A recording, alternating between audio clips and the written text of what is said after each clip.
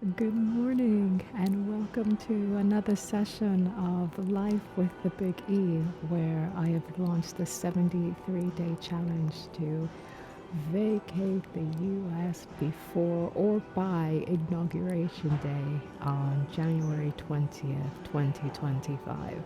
Each day, I'm going through the different steps that you should take in your preparation for this departure. Whether you want to be a tourist that's departing and leaving temporarily just to heal yourself, get some perspective, take a respite, things like that, or if you decide to say peace out, I'm good, I need to go, and you want to become one of the you could actually research how many American expats there are in the world, roughly, a rough about number of how many expats in the world. If you want to join that community, completely understand that too. 73 days to get you packed up, ready with your documents, country selected, the items for your travel, selected and pre-ordered, etc. Everything that you need to do in 73 days. This is day 2. If you missed the video for day 1, go back to the YouTube channel and look at the first video. It is called how to move out of the US, and that is also followed by a special one called language learning, or something around tongue-tied language learning tips. So that was for day 73. This is now day 72, and we are all about passports for today. Let's dive in. Okay, so here we are going to do a Google search. How to apply for a US passport. Okay, so this is the web page that pops up when you put in how to apply for a US passport, and you have some different options. I suggest that you don't deal with these sponsored things. Things usually pop up, but as I said in my first video, you do want to make sure that you always go to an official government site, and you know that it's official because it has the .gov. That is key. You want to make sure that whatever site you are going to for these legal processes, you are going to an official government website. So let's do this one. Apply for your first passport as an adult. So as you can see here, you have the travel.state.gov. And here are the steps that you pretty much are going to take in order in terms of how to apply for your passport as a first-time applicant, as an adult. We're going to jump right on into this. Okay, step 1. So when it is referring to this, confirm you meet the requirements, this is you right here as a first-time applicant. Now, why is this important? This section is all about whether you can do your passport application on the computer, online, and you never have to walk into a facility in order to have this process. Nice, smooth, easy sailing. Unfortunately, that doesn't apply. So, because you have not applied for a passport before, you will have to go in person to some facility. Like I said in my first video, it's going to usually be either a library, your local library, or your local post office. There are also entities that help with the passport process, but if you are trying to do this on a budget, then it's going to be one of the first two. So, since this applies to you, I'm applying for my first US passport book or card. You know that you are going to have to walk into that facility in person. The only people who do not get to do that, do not have to do that, are those who have some kind of passport book or card issued to them already. And that is what this line is about. If you had a passport card that was issued or a passport book that was issued, then you may not actually need to go into a facility or institution in order to apply for your passport. Let's go down to step 2. Step 2. Now, for your second step, this is where you're actually going to be filling out the application form. Unfortunately, I will not be able to walk you through each and every step for how to fill out that form. This form collects your information by you inputting it into the system and slowly advancing forward. We'll just take a quick look. Once this web page opens up, you're going to read through the Privacy and Computer Fraud and Abuse Act notice and disclaimers. Make sure you understand everything in that. Then you're going to click, and then you are going to submit. It will pop up with this screen. You are interested in this box where you are filling out the information in order to process your passport. When you click submit here, these instructions are very helpful to read. You will see that it says very clearly that doing this form online is not an online application. That means, once again, you are going to have to apply for your passport in person. Another thing on this form that I thought was very, very helpful to look at is this secondary place I'm going to pop out. Do not make any handwritten changes on that form. Meaning, once you print out that form, do not go back and start writing and scratching and doing all sorts of things. Just do it all over again. You need to do it all over again. That application form needs to be pristine. It cannot look as though somebody may have rewritten your information after you legally sign that document. Make sure you just chop it up, throw it away, shred it, do the application form again. You want to make sure that you have little to no reason, just no reason at all for your passport application to be denied. Don't put yourself through that hell. So make sure you read through this, and then you will see that you have to slowly start filling out the information as it pertains to you. And once you do that, click next. But I cannot click next because clearly I have not filled out this information. Let's go back to step 2.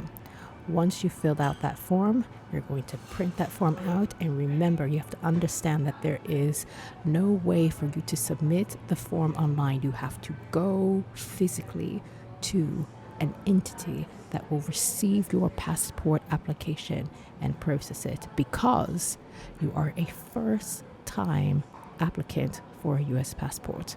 Now, let's take a look at this little section called a passport book or a passport card. I'm going to open up both of them. First, we're going to look at the passport book.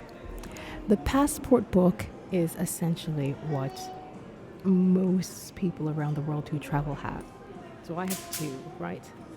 One for Britain, one for the US. Very, very, very small. And you can see with the thicknesses that there are different sizes. This one is just a very standard passport book.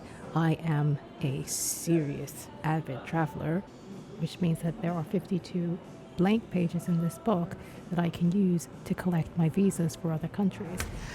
When you have, though this is a British passport, when you select just the standard passport, it will have 28 pages, much, much thinner. So you can compare. What kind of life do you think you're going to have post 2024 entering into 2025?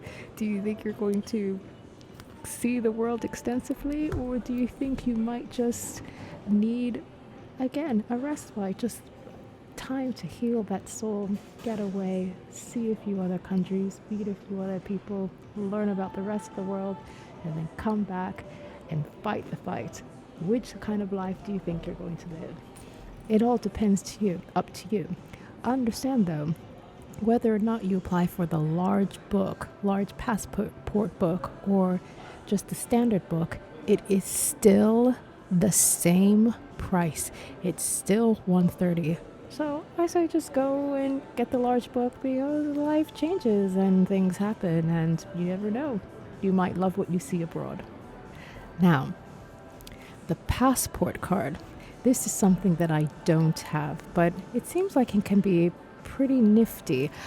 With this passport card, it gives you entry, yes, to some international destinations, but it's only to some international destinations. You will see right here, you can go to Canada with a passport card. You can go to Mexico with this card, the Caribbean island, and Bermuda. The Caribbean islands, and Bermuda. So it depends. It just depends. What kind of life do you foresee yourself having? Are there benefits to having a US passport card versus a passport book? Based on what I can see and for what I've researched, the only real benefit is that it's cheaper. Here you have a card that will cost first-time applicants $65 as an adult, compared to, again, as a first-time applicant for an adult, the $165 for a passport book. My thought process is to always be as open as possible, so give yourself options. Go with a passport book. You can use it everywhere. But again, if you are stripped on cash and you really kind of need to just get out and go, and you just need the respite, you need a quick win, it might be a very good idea just to apply for a US passport card and hang out in the Caribbean and enjoy some sun during this winter, frosty winter. So think about what it is that you want and make your decision based on that. Okay, we're at step 3. This is all about identifying that you are a US citizen. So, in order for you to complete step 3 successfully, you need the original birth certificate or some type of official copy or replacement of your original birth certificate, or any of these other forms of identification that confirms your US citizenship status. So I place a lot of stress on the word original and official copy, because if you just go out and get your birth certificate and then photocopy it and then photocopy it again and then submit your photocopies that you did by yourself in some place, shape or form, I don't know, maybe a library, and then submit that, most likely that's going to be rejected. It is not official. So make sure that it's original. And again, if you are ever in doubt, call up the Department of State, get help, get official help. I am just advising you through how to navigate this website. Get official help to understand how to do this process, so that you do not make mistakes or errors and you do not waste your time. Step 4 is the photo ID.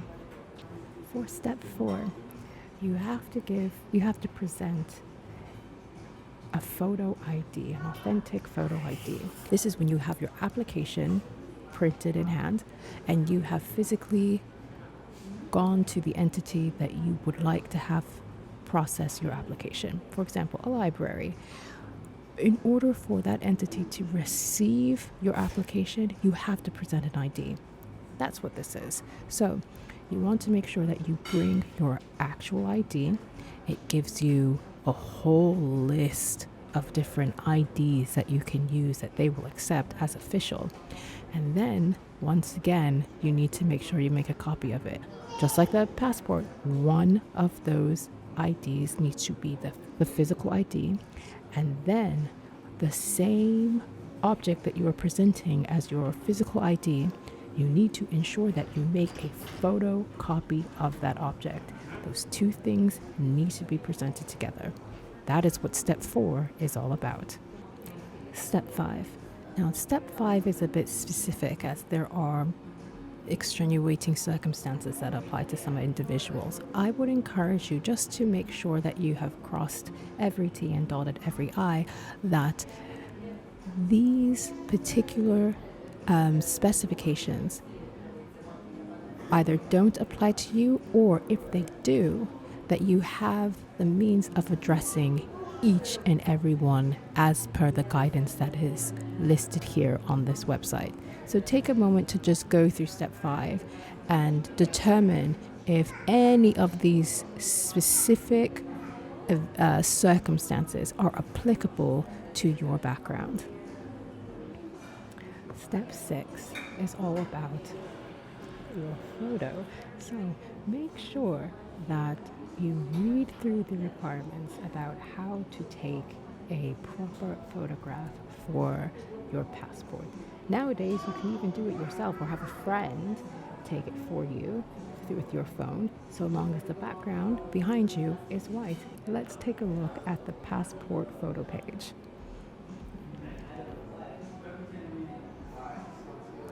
The passport photo page guides you through how you can take your own photograph, even if you wanted to, if you don't want to go to Walgreens or whatever, take your own photograph and ensure that it matches the requirements for the passport application. Make sure you read through this and understand things like the size of the photograph.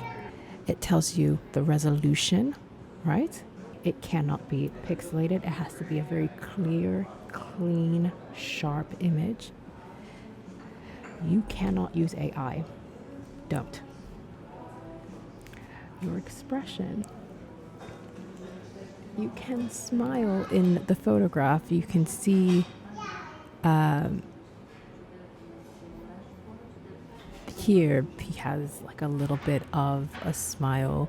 This girl has a little bit of a smile. So it is possible for you to have a smile, but it does tell you in the pose and expression that your mouth needs to be closed. Why this is here, I don't know, but it says it right here. Your mouth needs to be closed. I would follow the directions in how it writes it.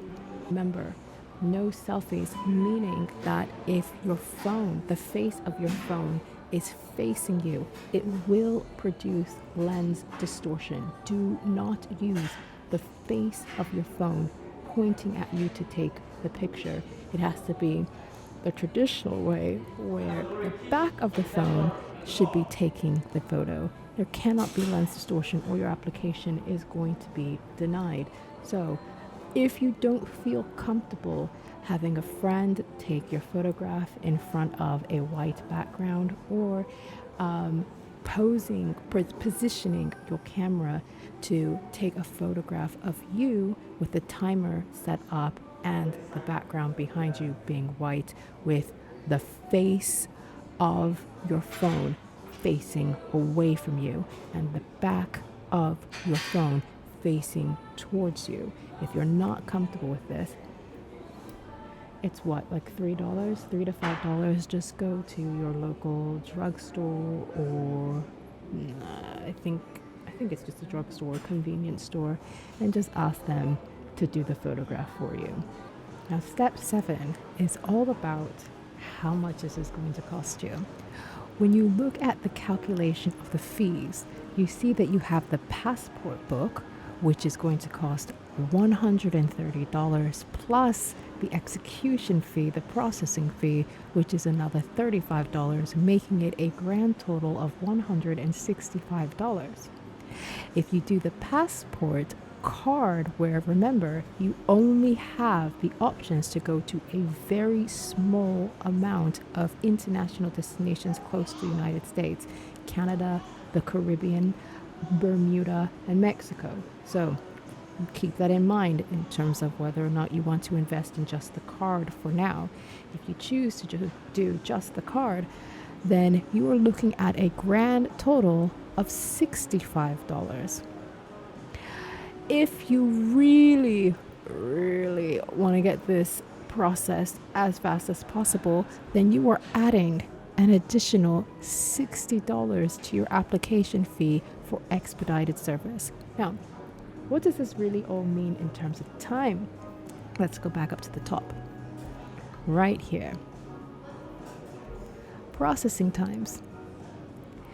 If you have done your research and you fill out the form to the best of your knowledge as accurately as possible, and you submitted it, and you are not in a rush, you are going to wait and take these 73 days to plan your journey outside of the US, then you are looking at a total of about 4 to 6 weeks for processing your passport application. Helpfully, right down here, the US Department of State has also said that it may take 2 weeks from the day that you walk into that library or post office or authorized processing facility and hand in your application with your physical photo ID present to show them that you are who you are. That day that they receive your application, it may take 2 weeks for it to arrive.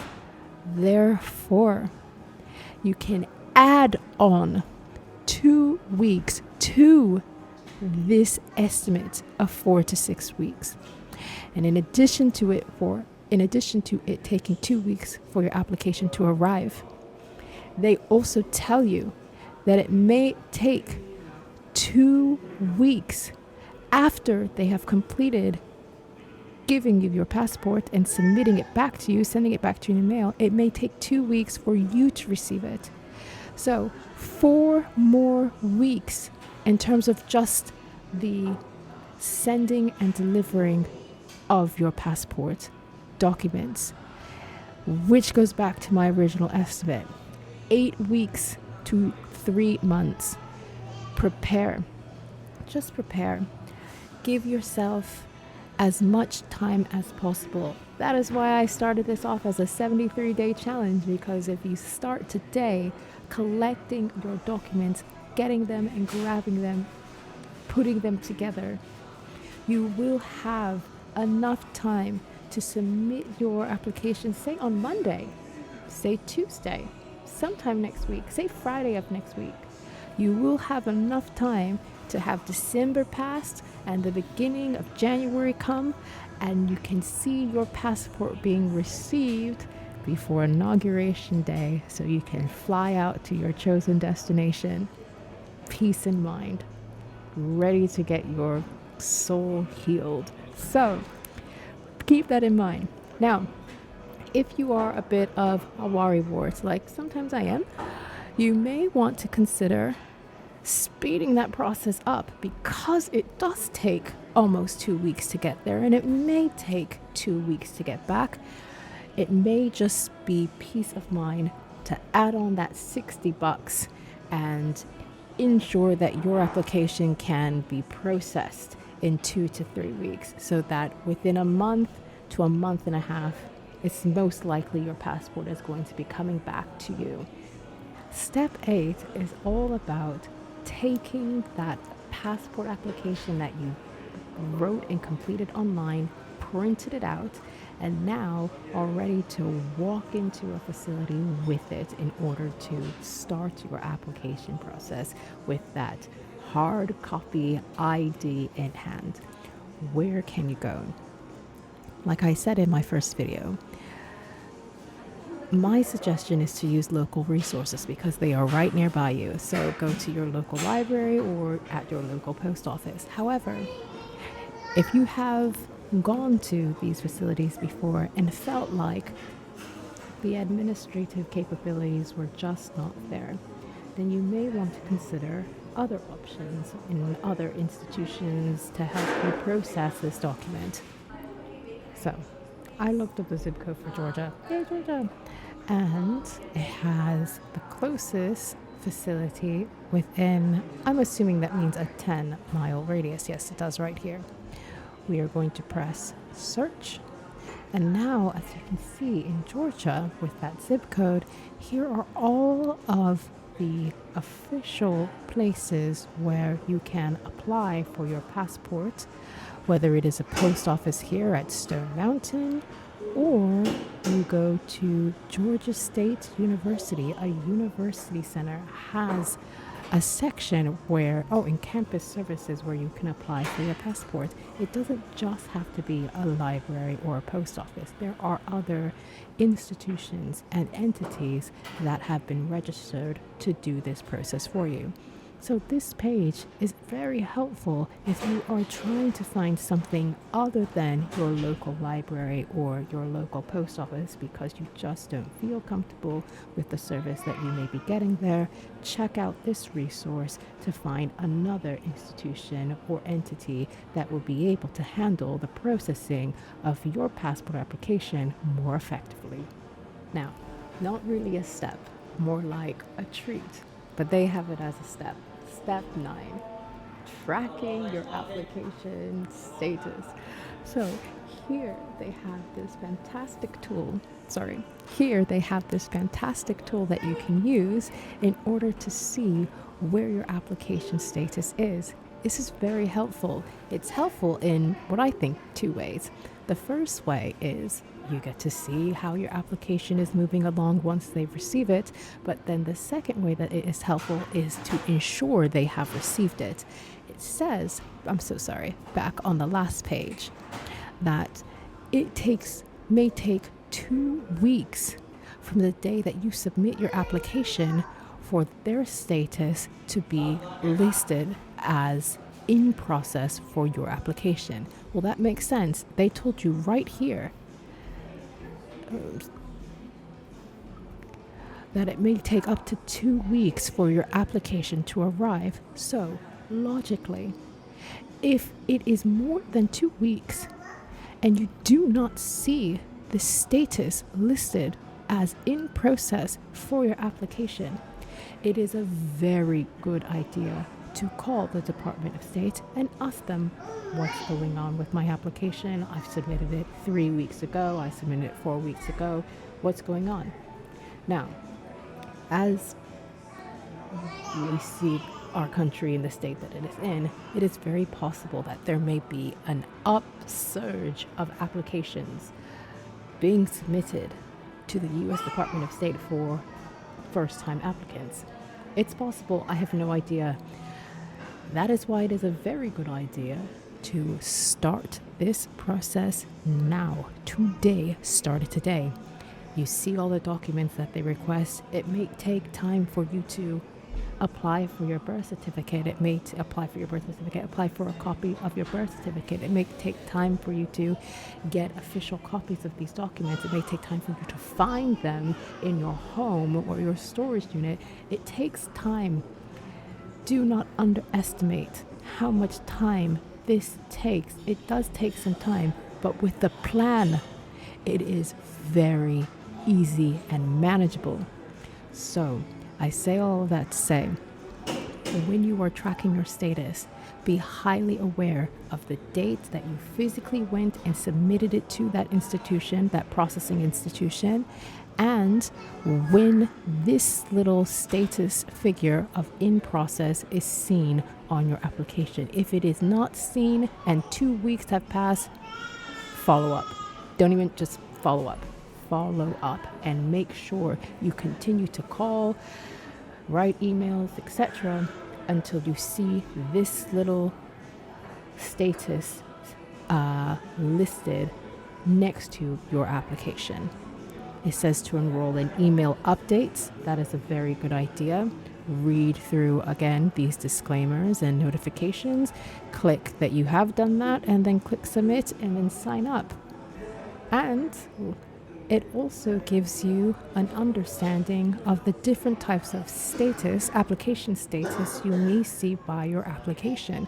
So it is also a very good idea to read through this webpage and understand what you are going to see in addition to in process by your application. Make sure you always keep your tracking number, your mailing tracking ID, anything when it comes to your physical document being sent off. Make sure you keep your tracking numbers handy. Take a picture of it, send it to yourself in an email, and then tape that official receipt to your wall or your computer or something to ensure that you always have some kind of record with you, whether it's in your email or right beside your computer. on your wall, however you do it. Just make sure you stay organized and don't lose heart or faith. That passport is coming and you are about to get out. So, life with the big E watchers, that should be your entry step for day 2 on how to navigate the 73-day challenge, on how to leave the US come 2025 to your journey of just peace and rest and soul rebuilding and taking a break and seeing the rest of the world. This is your first step if you do not have a passport. And if you do have a passport that needs to be renewed, maybe your passport is expired and you just need to get a new one, go to, again, the Department of State, this website, the official website, and look up the process for renewing your passport. If you really need a video on that, let me know in the comment section. I can make a very quick video, but this one really does go through the process of having to deal with your passport documents and processes, etc. So let me know. In addition to this, I'm going to put the relevant links of what we've seen today in the description box. I'm also going to attach a link for where you can go to download my free checklist. It's a pros and cons checklist that I call the Savvy Solo Traveler. Now, even though it's called the Savvy Solo Traveler, it is very effective for whether you want to travel with your friend, your partner, your family. However, it is about deciding whether you are going to leave as a tourist or an expat, if you're going to leave temporary or if you're out, if you're gone. This is what the Savvy Solo Traveler is all about. It gives you a guide for you to determine your get out barometer, to decide just how much you want to get out. Depending upon where your numbers lie, it will show you whether you should consider getting out just for a little bit of time, just to relax and breathe and see some new air and some new life, or if you should really start considering relocation at this stage and finding new ways to let it incorporate and change and challenge the life that you have already. Both status, whether you are leaving as a tourist or you're leaving as an expat, both of these status gives you time to heal. That is what this is all about. That is what life with the big E is all about. It's about giving you time to heal, to explore, to energize, to revitalize your life and to see other cultures, other people, to meet and to learn and to socialize and to establish forms of peace and communication, and really, in effect, to become a global citizen. So I've created this miniature ebook booklet that allows you to measure your personal goals and desires against what I call the get out barometer. So don't forget, if you want to continue ensuring that you have an organized, calculated, structured method to ensure that you take your vacay either on or before Inauguration Day, join my 73-day challenge to get out of the US by that day, January 20th, and make sure that you sign up for my newsletter to receive the daily updates that will keep you on task for this challenge. Join the mail list. Let me know how you heard about this, and I will see you in the next video, day 3, for the 73-day challenge to get out of the US before or by Inauguration Day. See you soon.